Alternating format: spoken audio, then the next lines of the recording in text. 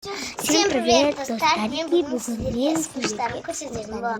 Самый и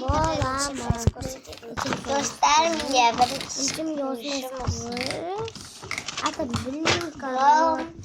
Nej, idag. Kilisten bu ayuskuş, bu ayuskuş.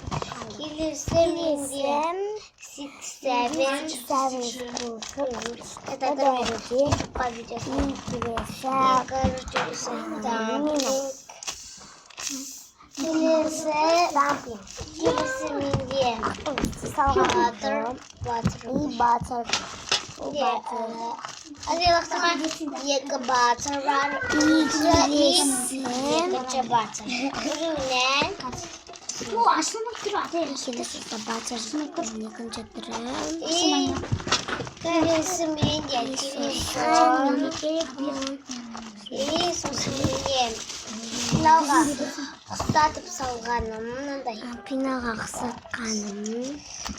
И потом едим салфетка с куш.